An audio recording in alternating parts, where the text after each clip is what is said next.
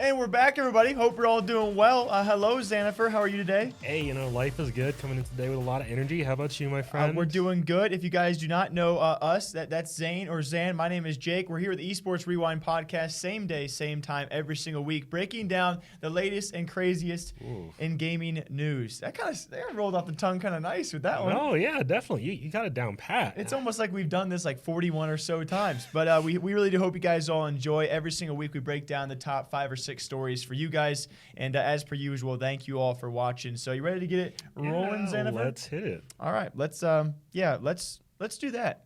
All right, Zan, gonna hit you hard right off the start because I know you and me are gonna disagree on this one. Well, that's every topic at this point. Let's go. I can't go back from what I just did there. That wasn't on purpose, but if you guys are still watching, thank you very much. We're gonna talk about Ninja's tweet. You probably knew it was coming. And, yeah, I had a feeling. You and me are definitely on two different sides of this, and it's certainly, I would say, a debatable tweet. By anyone who does not know by Ninja's tweet, I think at the point of us recording, it's like 120,000 likes. There was over 250,000 tweets about it. It's pretty. No matter who you are, it's pretty nuts that one guy can be so controversial. And I like Ninja. Others in the team are a bit weary about some of the things he does, which is understandable. But if you have any guy out there who can tweet once, like a couple hundred characters, and there's over 250,000 tweets about that tweet, you're doing something maybe right, but maybe I don't know. It's a whirlwind. I think it's the fact that he's kind of walking the line, because when it comes to the tweet itself, I think part of what generated so much controversy is that the tweet was split in half. Yeah, just want you to hit the microphone. Yeah, I got to balance out your You're only proving Ninja's point right now. You get angry, you just hit your microphone. Oh, yeah, obviously. Well, wouldn't that be bad, though? Hitting the microphone is a bad thing. So you don't want to be angry. Wait, no, he wants you to be angry. Otherwise, you've lost twice. Which is why Ninja's tweet isn't working here. Which is why it walks the line. So anyway, for people who don't understand, the premise was it's just a game tweet. And some people looked very much into the word-by-word analysis. It actually was sparked by a clip of Ninja saying he's sick of people saying it's just a game when he takes it a lot more seriously. Then it turned into a tweet. And now, of course, we have a part of this. So I'll ask you your stance, but it certainly does walk the line. There are going to be many people who agree with it and many who don't. Also, many people who see this in the eyes of video games only and many people who see it as like a lifestyle tweet. So what were your first initial thoughts on it? Well, I saw the tweet initially, and I was like, okay, the first half, that's some crazy nonsense. Second half, very reasonable, right? I agree. Because I think... if you've obviously, I would hope you've seen the tweet at this point, those of you listening, and Jake did a pretty good job explaining the general gist of it, but it leads in saying that, you need to get angry about a loss. You need to really drive home that passion, that energy, which is what I feel like Ninja was kind of going for, more like you need to be passionate about every loss. But really and truly, I think at this point in time, we know that that's not necessarily needed. I think it's much more beneficial to the average person, to anybody, actually to calmly analyze, hey, I lost, here's why I lost, here's how I can improve. And you can still care very deeply about the loss without actually getting angry about it. Yeah, my main issue is the way it was worded. And if you watch the clip and then read his tweet, there's so many ways you can take it.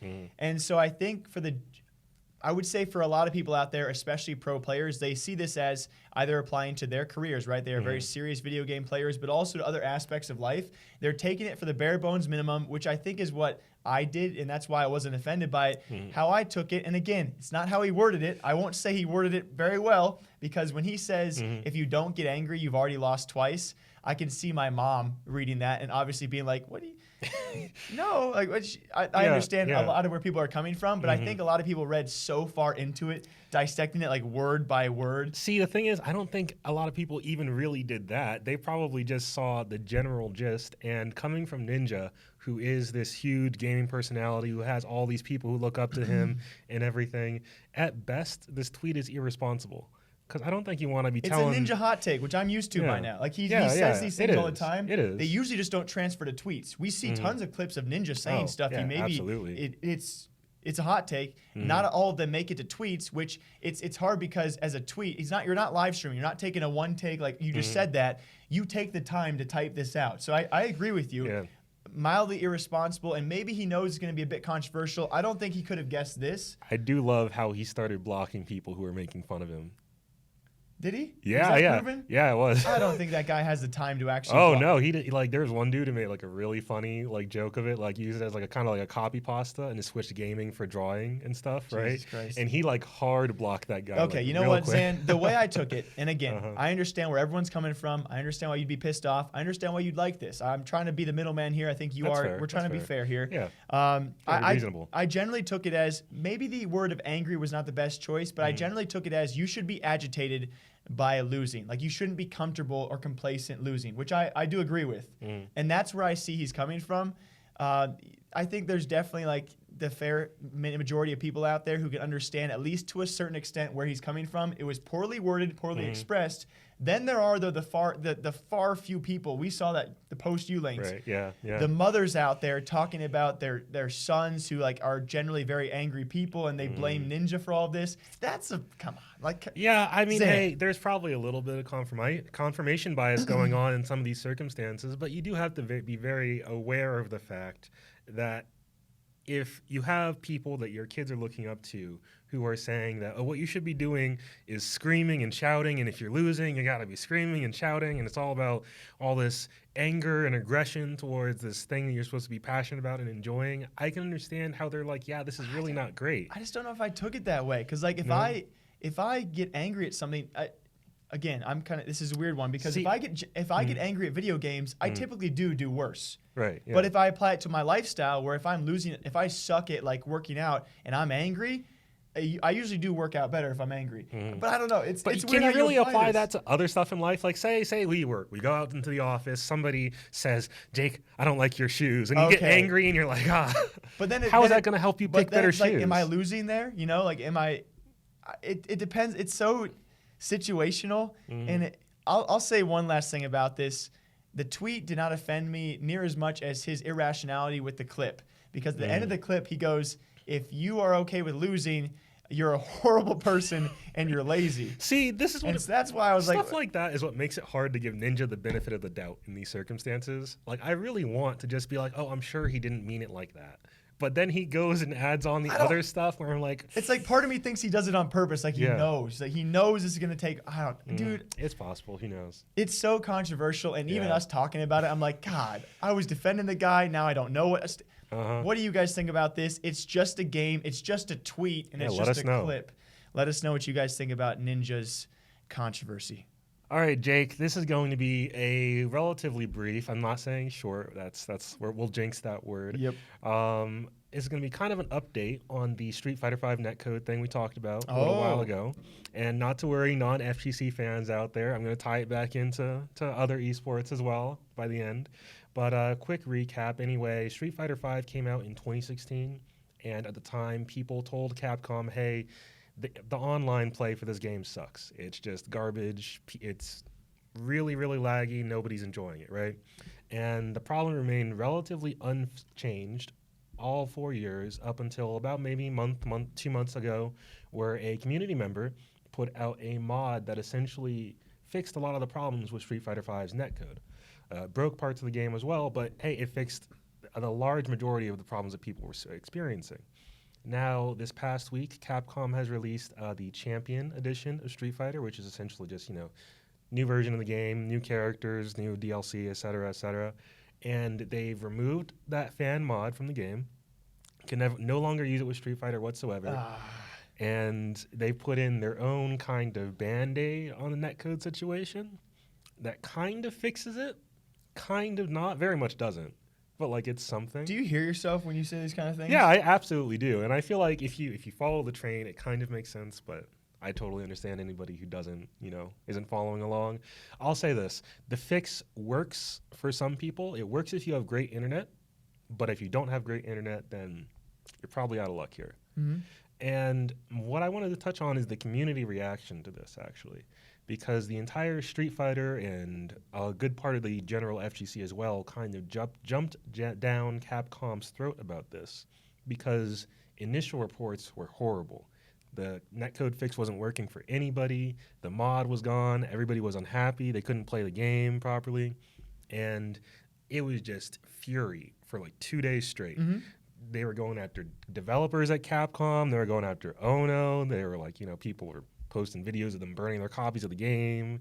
That's classic. Yeah, it was a lot. That's classic gamers right there. It was a lot, yeah. But anyway, turns out after everybody calmed down a little bit, they drank some water. They went home, saw their kids for a second, backed away from Twitter, and they're like, "Oh, maybe it's not that bad actually. After all, maybe it's okay. Maybe it's fine, right?" And that reaction in general and what caused it has me thinking a lot about what we see a lot with Call of Duty in particular. Oh boy. Please don't call out any Call of Duty fans. Oh no They're worries. Savages. How do you relate those two? I'm just gonna say that the reason the Street Fighter community reacted so strongly in this case, in large part, feels like because Capcom very much lost their trust like 4 years ago. Yeah. And over the course of those 4 years, by just not fixing the problem. Yeah. And then by removing a fix to the problem and throwing a Band-Aid on it on their end and not really saying much about it. And I'm worried we're seeing a lot of that with Call of Duty Modern Warfare right now. Because I see a lot of the glitches in Modern Warfare, even though I don't play it. But just because I work on their website. They pop up every week, probably. Tons. Like, oh my wow, this game is so broken on so many levels. And I'm very concerned about what the breaking point is for the Call of Duty community, at which point they're going to just lose trust in the brand overall. Yeah, and this is something you've stressed before in the past as well. And I thought it was something that, honestly, with Blackout was going to be if you're going to see a breaking point, gosh, the way they treated that competitive game and also the first launch of their BR, I thought it was pretty bad. I mean, at a certain point, though, it's like they haven't reached that breaking point, and they've done some pretty abysmal things. So I don't know if there is a breaking point with Call of Duty fans. I think they're kind of lucky in the sense that fans can kind of say, "Oh, but that wasn't Call of Duty, that was Treyarch." Yeah, or they can say, "Oh, this wasn't Infinity Ward, this was Sledgehammer." And then they're like, "Oh, they won't get it for another year, so it'll be fine." Yeah. But we're kind of coming to the point where it's like every dev is making mistakes now. Yeah. And so at what point I'm wondering, is the community just going to be like, "Well, I mean, none of you are good anymore." And realistically speaking, Infinity Ward isn't Infinity Ward anymore. Most of the great people from Infinity Ward went to Respawn and that's why Apex is great. I know, and I feel like every game will eventually reach this point. It just depends how far down the line it is. I feel like with Call of Duty, it's been going on for so long. I don't know if you can even put a timestamp on when it's going to happen. Oh yeah, you definitely can. I just feel like we're getting closer to that point because now people are talking more on social media and realizing, the problem's spreading, as opposed to just being like, maybe my game is just weird. I would say we're definitely getting closer, but I still don't know if it's really possible. It's built up such a large fan base. I think maybe a likely comparison as well would be a game like Fortnite. Fortnite has broken their game, and again, it's a fresher game, fresher title, obviously. Yeah, of course. But Epic Games, with the amount of frequent updates they used to have a couple seasons back and stretching back even to its initial release, they've broken so many things, but they fix them, and then I don't know. They've somehow kept their fan base really entangled. So I don't know if it's actually a possibility with how great the Call of Duty fan base or player base truly is. I would say the additional thing that could really drive this home is the fact that we're reaching a point where indie developers have more potential than ever, and a lot of other game studios are experimenting with game mechanics they may not have touched before. And I would not be surprised if some studio was just like, "Oh, let's just make Call of Duty, but just better than Call of Duty," and then just like call it a day, and then that's the end of Call of Duty. I thought you were going to go the angle maybe eventually, way down the line, we get a studio in there, and all of a sudden Call of Duty is like, "Hey, how about you help us out with this game instead of Treyarch?" Or that's obviously probably going to be. Yeah, well, I mean, I don't think I'd almost say that's more likely than the game itself dying out because the players don't. I don't think they won't do that. They'll just swap devs out of the studio. They've already done that a couple times with Treyarch and Sledgehammer and stuff. They'll just be like, "Oh yeah, we're gonna move you from here." I think this Call of Duty coming out this year, actually, Sledgehammer is working on it. Apparently they messed it up, and so they swapped it over to now they're working under Treyarch, I believe, on the new Black Ops. It was gonna be a different game altogether. I just can't see a point in happening, especially this year with them, going to a league and all of a sudden breaking record sales. I don't see it happening anytime soon. I feel like you're right, way down the line, but at this point, it's like. Oh yeah, I'm not saying this is gonna happen. Like, Call of Duty 2020, it's like gonna kill Call of Duty. Gamers rise up, but gamers also game. So it's like we'll complain all we want, but we'll still play it. Well, you stopped. Won't, but I would say you're in the few minority because I still bought the title. I knew all the issues, and so we'll see if it ever makes an impact.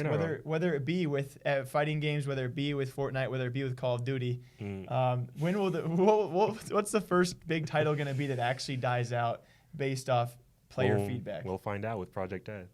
I freaking know. Don't hope so, but I kind of do. I don't know. Yeah, right. Shh. Zan, be quiet. There's a gaming event going on. What? Get this man the what?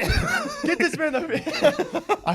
I hope someone out there understands what we're talking about before we're even talking about it. That'd be. Because if you did, what is up, people? You're a real one. We're talking about gamers etiquette, crowd etiquette. I'm gonna keep this short because I keep things short here. Do you really? We're going to have a quick discussion, very brief, because we'll have follow-ups in the future. We're talking about a latest release by Carmack and IEM. IEM is tied to ESL. Right now, they're going to implement this for CSGO events, maybe future ESL events. I'm sure you did the read-through as well. Pretty much going to be punishing crowds who cheer at the wrong time.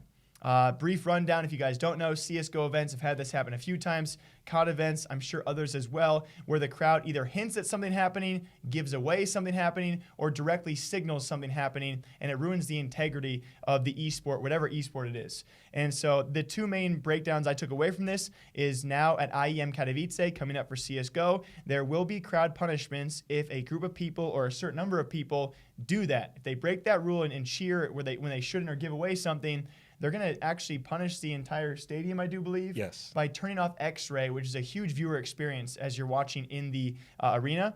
And besides that as well, the second thing, if you are too noisy and do it redundantly, is that the word? Repeatedly. Repeatedly, yeah. Shh. You'll be ejected. So what are your thoughts on this? You know what? It's an interesting stance to take. I do appreciate that Carmack was talking about the viewer experience combined with the player experience and how they don't feel that booths really contribute to that too much. That was interesting. Yeah, I kind of agree with him on that front. But, I worry about them overextending themselves a little bit here, because I think if you get to a point where you're trying to make a CSGO event, like that he mentioned playing tennis, right? Where you're trying to assign all these rules to okay, guys, so the knife was out, but he hadn't actually stabbed him, so you cheered a little bit too early on that one. So red card for the audience. This section, last warning. But yeah, there will be those little minor metrics that you have to follow, and there's going to be fluctuation of if this does continue for other events. You get away with cheering here at this event. Yeah, right. Are you gonna have one ref who goes to all the events to keep it consistent, or I don't know, I feel like there's definitely something to be said for them wanting to maintain competitive integrity. I saw one clip of I think it was somebody from Astralis. He was seeing the X-ray of a player through a wall, right? Obviously, the player couldn't see the X-ray, but the audience could. It's pretty notorious. Yeah, and his cursor moved where the enemy team was. The audience started cheering. Yeah, it's almost like playing a game of hot and cold or something, right? But I loved it because the casters can't hear apparently the casters couldn't hear it, and so they're freaking out how did he get that kill? But in the background you hear the crowd. Oh yeah, being very, very obvious about it. And I feel like that level of interference is pretty easy to address by just being guys, just don't do that. Yeah. Easy. And I'm very curious what it's going to become.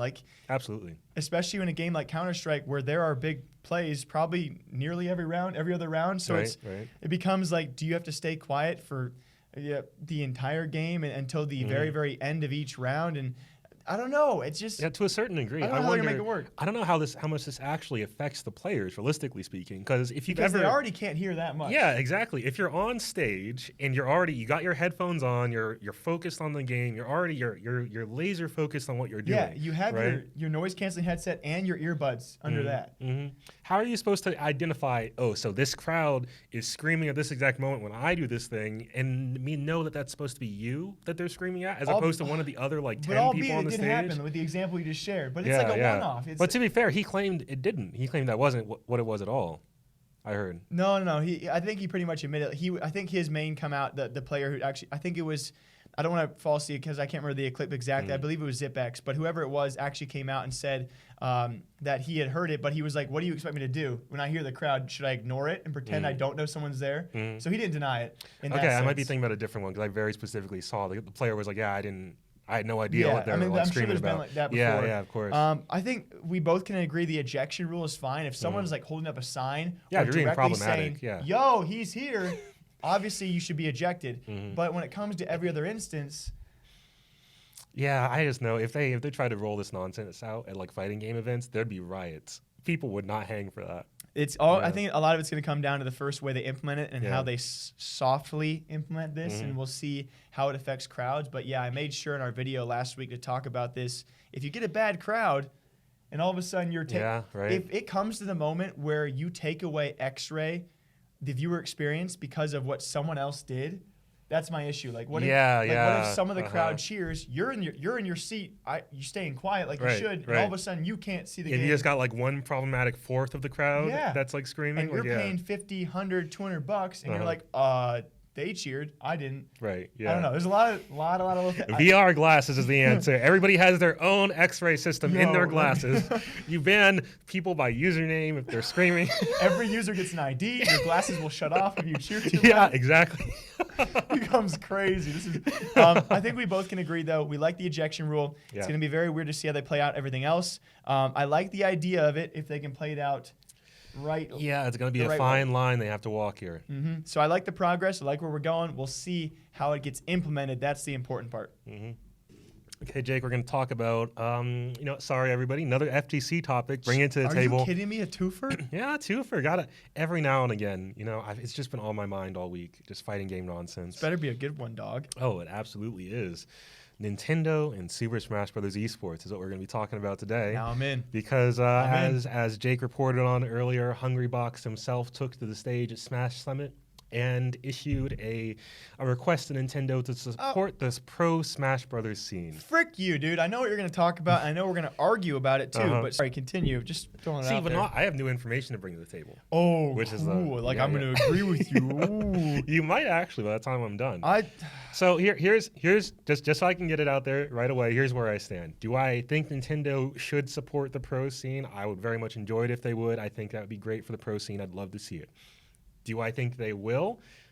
I mean, no. Oh, so you're taking this stance if I was at Nintendo, would I look at what's going on right now and say, we should get involved? No. This is a different angle. Okay. Yeah, and here's where I'm coming from with this, right? Because one last time, do you think they should? Yes. Personally, do you think yes. they will? No. I think a lot of people are going to agree with you there. And the thing is, though, I kind of realize they do support the scene a lot. Continue. A lot. Give us the details. Nintendo actually does a lot for the Super Smash Bros. Esports scene. Bang this microphone on my head. But they just don't talk about it because they're Nintendo, and Nintendo does they march to the beat of their own drum. Zan, give us the details. The details are this. Okay, so Nintendo actually runs their own Super Smash Bros. Esports tournaments. They just don't talk about them very much, and they run them online. Very specifically to help more people be able to participate and get involved and experience the competitive aspect of the game. Yeah, the casuals. Right? Exactly, right? The people off the street that have no business being a professional esports athlete. But then do you know what they do for the winners? For the winners at each event, they'll say, okay, so let's say we have an online tournament happening in this February. There's one going on, I think, this weekend. They say, okay, top 4, they get a flight out to CEO 2020, which is a huge fighting game community event, like huge tournament. They get entry into the event, they get airfare, they get, hotels, They are what Nintendo is doing is they pay for all that? Yeah, what Nintendo for 4 people? Well, they run like several of these per year. So what they're doing is they're putting their money where their mouth is, where Nintendo has said they want to support the path to, if you want to compete, they want to make it possible for people to compete, right? They want to do everything they can in their power for that. And they do. They make it so that, hey, the amateurs who maybe have never participated in an esports event have an event to go to, and then if they win, they can go and see this is what the high level stuff is like. What does Nintendo put into tournaments? Into prize pools, that's the one thing they don't. They don't put hard money into prize pools. That is the single biggest thing you can do because it's the single biggest thing that I don't think Nintendo needs to. See, here's where you change your mother-frickin' angle. We had should they or will they, not do they need to. You are changing the narrative. Oh, see, here's where the narrative stays consistent. Because everyone knows they don't need to. Yes, they're a billion-dollar company. I'm not saying need to in that sense. Not in that sense whatsoever. I'm saying they can support in other ways. It doesn't have to be monetary. And I think people are fixating too much on we want Nintendo to give us a fat sack of cash. And I understand that. Because it drives the growth. yes, they can fly out amateurs all they want. They can fly out people who win these small events all they want. But if you were to even give out a few big prize pools throughout the entire year, you have those same amateurs who see that and go, I am willing to risk it. Even if they, let's say you win that amateur event, now there's a big prize pool on the line. Now you're willing to pay the travel anyway. It doesn't need to be paid by Nintendo. Or up-and-comers see these big prize pools and they go, I want to do that one day for a living. I'm going to try and compete. The thing is, though, that's kind of counter to Nintendo's whole like design philosophy. And I think it's kind of like, it's a bit much to say, hey, we know this is explicitly what you don't want to do. You explicitly don't want kids looking at Super Smash Brothers, the video game, and thinking, this is going to be my career forever. But they want to embrace the competitive aspect. And so, like, they give, like, so for events and stuff, like, for these major events that they don't necessarily give them money, they'll say, hey, if you need consoles, they'll give them consoles sometimes. Yeah, they'll God give them forbid you give game them money. licenses. Not that it takes you $50 to make. You know, they're supporting in other ways, and they aren't getting in the way of the events making money themselves. Their support is so minuscule, Zan. The question at hand was a lot the in pro other players. ways. Literally, they're doing so much, but just throwing cash at these like 10 people who are at the top. It's like. Exactly. There's a reason why there's only 10 people at the top, because only 10 people can afford to stay at the top. Let me ask you this. If you're an amateur player, you get flown out to these events via Nintendo. They pay $1,000 for your hotels, food, travel, whatever it is. What do you do once you want to be a pro? What is there to do? Then you do that yourself. And I think it's very viable. And then be a pro player? You think... Hey, I'm not saying do this as a career. I'm saying, hey, it's very viable to go out and have fun. Nintendo does not. The initial argument by Hungrybox was made for the established pro players who want to be full-time. Nintendo needs to support the top-tier scene. Why, though? Why is that on Nintendo to do that? They're stepping. It's not on Nintendo. They're asking, but they're putting it on Nintendo. And I'm saying I would enjoy it if they did. But I think going to Nintendo constantly and being like, give us money. Give us money, you don't do anything for us, give us money, is kind of like ignoring all the other stuff that they do and all the other ways they're trying to support the growth of the community in terms of getting more people interested, getting more people involved. Like at one of last year's Nintendo's Online Opens, right? They had a little over 10,000 people competing, and over 80% of them had never competed in an esports event in their life. Is that not much better? And over 80% of them will not be competing a year from now because they can't afford to, because there's no pro scene. You do realize that Nintendo can do both very easily, right? Oh yeah, absolutely. So but I'm saying that people need to stop asking them for money. They don't want to give the pro people money. They want to support you guys in other ways. They're doing everything they can. They're not supporting the pros in other ways. They're supporting people off the street. They're supporting the events themselves. They're not. They're like saying, like, hey, they're not getting in the way of the pros. Like if the pros wanted to go out and get sponsors for the events to have more money in the prize pool, right? If they wanted to reach out to somebody, like, I don't know. That's putting a lot of work on pros who are already strained enough as it is trying to afford to be a pro. Well, this is the decision. So you want the pros to drive not necessarily not the pros, but more the TOs in this circumstance. But I think it's a lot on the TOs, right? But everybody made this decision. They want to be a professional Smash Brothers player, tournament organizer, etc., right? At that point, I think the onus is on them to reach out and make it viable for themselves, you know? Because if Nintendo is saying... That's not how it operates in any other esports scene. Well, it's how like 99% of things work in like actual life. If I walked into a teddy bear store, right? And I was like, wow, I really love these teddy bears. And I bought one, and I started, building this whole like community of people who also really like teddy bears, and we started trading them around and, making money off of like showing off our teddy bear designs and everything, right? And we were like, oh, you know what? It's real. We love doing this. It's real hard to make it like as an actual living. We'd love to keep doing it though. So teddy bear company, give us money. I'm really confused at what angle you're trying to take with that one, because if these players, if you want them, the onus to be on the players to go out and get sponsors to drive the events, what's the reasoning for a sponsor to want to enter an esport where the viewership just is not there? Like, they're never going to get big prize pools on their own. It's just straight up facts. Well, then, hey, that's also okay in the sense that, hey, maybe the move is not let's just do Smash Brothers.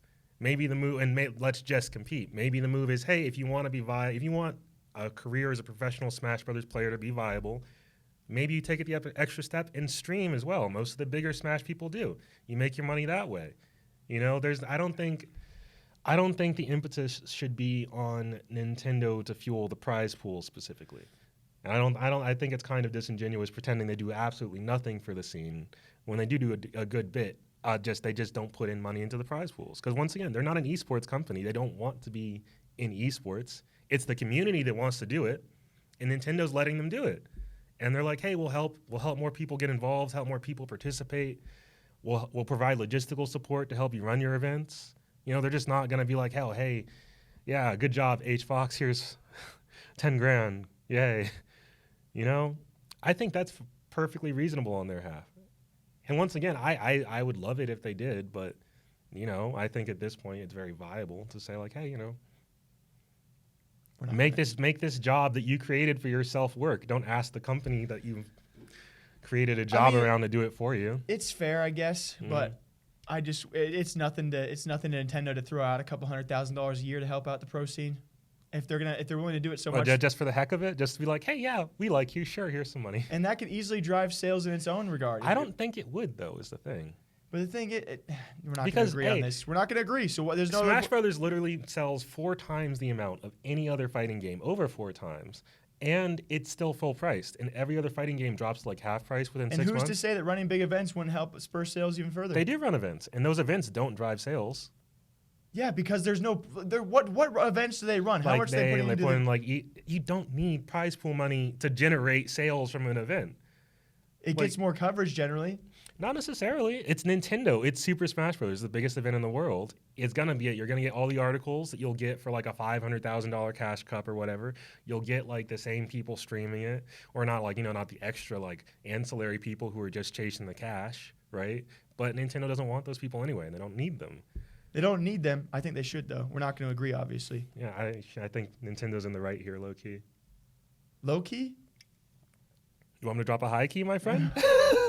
I'm freaking done talking about this. You guys can leave your thoughts down below. Nintendo doesn't need to, but they should. But they won't. It'd be cool if they would. Oh, and the wrap-up story today is going to be about the good old 100 Thieves New York Times article. Wow. Apparently, in New York Times, it's been just about a year following 100 Thieves, and it's kind of funny because that's just about half their lifespan so far. So, yeah, the New York Times got in from the ground up. Just apparently knew it was going to be a big thing. Yeah, a long article as well. If you guys had not seen it, Zan, what are your thoughts on this whole shabam bam? Well, I think it's an interesting concept. You definitely don't hear too often about a reporter just spending a whole year with a team. But you know, as an esports fan, personally, I was very disappointed because I felt like the reporter didn't share much information that we weren't already aware of. It felt very surface level for having spent so much time with the team in a couple ways. It felt like a year-long recap of stuff we already knew. Yeah. There's a few tidbits here and there, albeit, but... Yeah. I feel like that's not to like really hate on the article, because once again, this is only for those of us who follow esports closely. True. And plenty of people don't know that stuff. Yeah, for the general New York Times audience, I'm sure this was a fantastic article that had tons of stuff that they were just learning for the first time and like interested to see. Albeit a straight up lie with the title. Me and Zan found out as we were checking back and forth the article itself. They first posted it. It was, do you remember the exact wording by chance? It was... I could look it up real quick if you want me to. I think it was the biggest... It's like the biggest something in esports, then talent. Like the most important, crucial part of esports, talent. And they show the mob on the front page. They changed the title. And apparently New York Times does this quite often. Yeah. Their new title pissed me off. Now, it doesn't even matter what the old title was. You know, congrats to the mob for being mentioned as well as one of the talent teams in esports. They change it to how to make billions in esports. And I'm like, I feel like our last segment got me agitated. It's very possible. Because you make some good points and all of a sudden it's under my skin. But it's like... can we just focus on esports organizations being profitable before we have these traditional media outlets saying how to make billions? Dude. Well, I mean, the answer is no. They're not even worth $200 million, and their revenue's probably maybe $10 million. Like the highest revenues we saw of esports orgs last year by Forbes, we don't even know if it's accurate, was like $30 million. And we have someone at New York Times saying how to make billions. Yeah, because they know, hey, that type of stuff works. You know, when sites will stop doing this, when people stop clicking on stuff saying, "Oh, I can make millions in esports." Everyone outside, even people in our demographic, they see esports, they see a B in billions, and they're like, "Oh my god." It's such a wow. And we're not great at titles ourselves. We've definitely leaned that line. We try to like walk the other side of the line though, not the like super hyperbolic, make billions off the esports side. Like, you know, that's like. Even if they would have said how to make hundreds of millions, I would have been okay. Yeah, maybe. they could how to make millions. You know? And yes, I'd say that's a very reasonable thing to say. And millions, but that's still a lot of money. Like millions of dollars is nothing to laugh at. But right? it's like nowadays people are like, oh, millions with an M. Esports are dying, whatever it is. I don't know, man. It just it rubbed me the wrong way. Understandably. I will say one thing you pointed out, others have as well, is the Yasuo thing. Right. And I could be stretching here, but the way they made it sound, their Yasuo was from League of Legends, one of their most recent signings. The way they made it sound was almost kind of like the FaZe pay with clout situation. Did I read that wrong? Yeah. I mean, I kind of see where you're coming from on that. In this sense, I don't know that it actually works quite like that. Like I'm sure they're paying him something, but I don't think it's as much. Given it looked like it was more of a partnership. Almost. Yeah. By my understanding of the way 100 Thieves partnerships with their content creators works, content creators specifically, not their teams, right, is that they don't take any of the content creators' money. They don't necessarily pay the content creators any just salary money, right? Yeah. But they give them a lot of support and they feature them in a lot of their content. And I'm sure that if they get any ad deals based on working with Courage or working with Valkyrie or whatever, then that person gets a cut of that deal, obviously. Yeah. Right. But I think that's basically how it functions. So it's pretty darn close to what FaZe does. Yeah. Pretty close. But since it's more condensed, I think it's probably more valuable because for sure, because FaZe Clan's not cutting their their big sponsorship deals with the little down. They have so many content creators. Right. But Yasuo and Brook or Valkyrie, I don't know what deals they sign, but Yasuo obviously a bigger tier content creator. So and I'm sure 100 Thieves does more for him. Yeah, and vice versa. Yeah, of course. Yeah, definitely a weird partnership. To me, that was probably the biggest thing I got out of the article. Title pissed us both off, but either way, despite all that, 100 Thieves being featured by New York Times is super cool. Yeah, absolutely. Last time we talked about this was FaZe Clan, and I think it was Bloomberg. It was some big publisher. Something along those lines. It was first $1 billion esports org ? Which I like that title more than this one. Yeah, because at least that was kind of speculative. Yeah. That was like, could they be? Instead of like, it's not. Here's how you do it, guys. It's not making build. Yeah. Mother.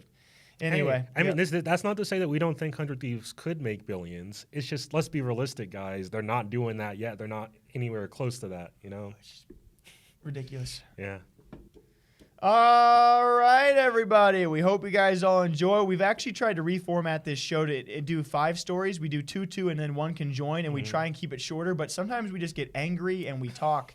But we hope you guys all enjoy this episode of the Esports Rewind podcast. Zan, hit him with the outro, dog. You know what? As per usual, as always, if you want to listen to us, the Esports Rewind podcast on the go on your phone, in your car, while you're driving on the way to work and or school, you can find us on the Prediction Esports Talk Show Network right here on the desk. That's PREEDICTION.